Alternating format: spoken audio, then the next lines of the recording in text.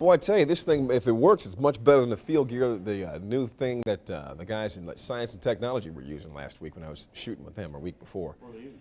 It was some other, it was big, much bigger than that. It was a Panasonic stuff. Yeah, yeah. Like a rocket launcher? Yeah, yeah. And it Panasonic. broke. I mean, it was like they couldn't keep it. It went down. It died on them maybe 3 It times. didn't work. Yeah, That's obviously. bought it. Oh, really? Well, The technology, yeah, it matters. what were we saying about now? All right, you're going to look in the camera. Here we go. All right, All right. You can answer this by, well, in my opinion, that kind of thing. all right. Very conversational. In your opinion, is the media liberal biased?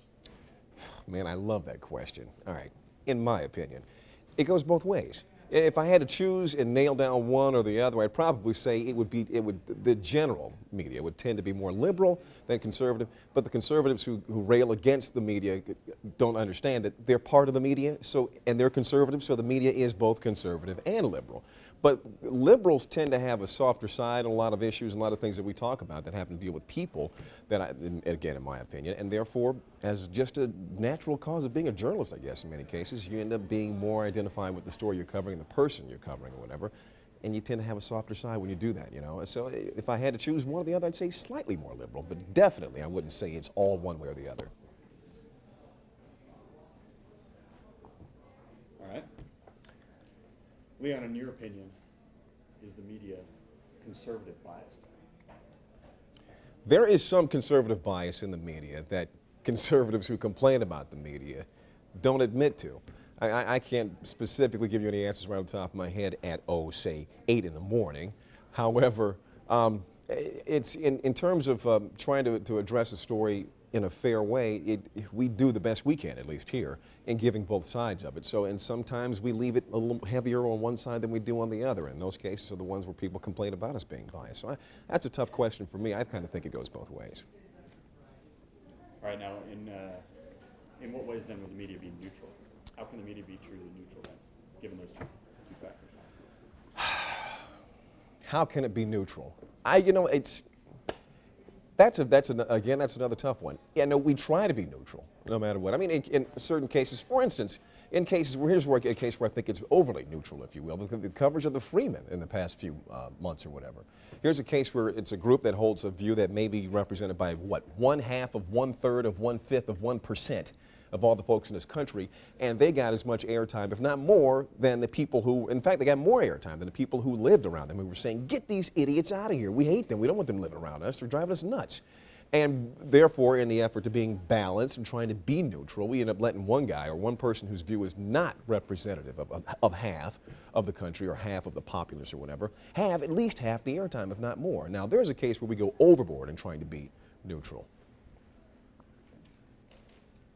Let's talk about the African American thing. All right. Leon, in your opinion, are there advantages to being an African American?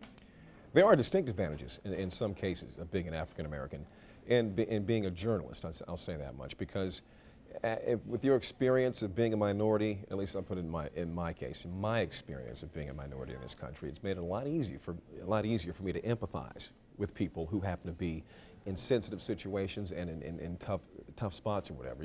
It's easier to see the soul of the person that you're dealing with. Coming from my own experience, having to deal with different things, issues like whether it's an affirmative action story or whether it's a story about a lady who can't get their kid into the school they want to go to or whatever, a lady the people whose kids have died. I mean, I've had all these kind of things happen in and around me and in my community and around me. So my being able to handle those stories has been a lot easier, and the network has been able to take advantage of that because, and any network would be smart to take advantage of having an African American or any other minority journalist because of that sensitivity to people from all walks. All right, then what would some disadvantages be, if there are any? Definite disadvantages are in just realities. I mean, you look at any place, any newsroom, and you'll see who's in charge, and you see that it takes a lot from minority members to make it to the upper echelons of any management or put themselves in decision-making positions.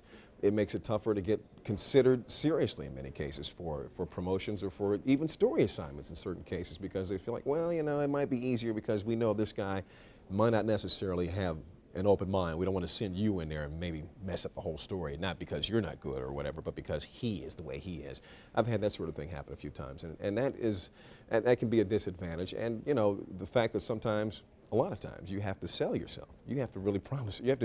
You almost feel as though you have to be better than the folks around you to get taken seriously in many cases. And I've heard a lot of women say the same thing as well. So that's not just something that's only unique to the African American experience here.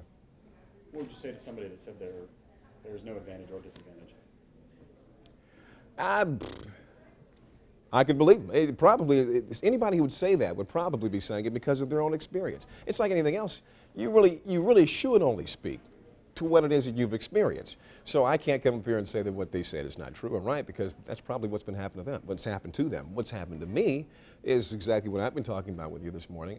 There have been cases where it has been an advantage, and there are cases where it has been a disadvantage. So I really can't say that any one person's view is not more valid than the other person's. All right. Last one. Do you think technology has done anything positive for journalism? Technology has really helped journalism. Journalism and technology have a very strange relationship.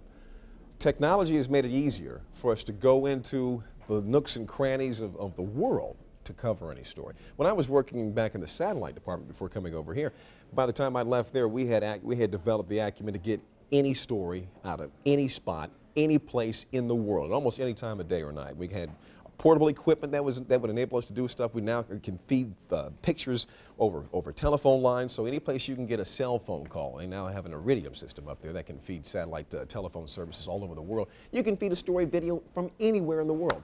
That's been a big help. Things like, the microphones that you can hide inside a duffel bag when you go to the gym club to go do an expose on these guys. All that sort of stuff has been a great boom. Satellite trucks, again, which have been able to do things like go out in the middle of these rural areas and cover like these church fires and things like that. There was a day when that would not have happened. It would have been days before you got film back on those sort of things. Those have been cases where technology really has enabled journalism to really fully meet its mandate and getting out and covering every story everywhere it wants to. Then how has it been a hindrance? How has it changed journalism for the negative? Well, one of the worst things about journalism is that it's made folks go to the nooks and crannies and stay there. Now something happens in some minor nook or crook or somewhere, and everybody rushes over there with their technology, and what happens is they ignore the rest of the world. And you get certain people like the local stations. You watch local news and you see what they do. I mean, they can sensationalize, and that's what pretty much what technology is.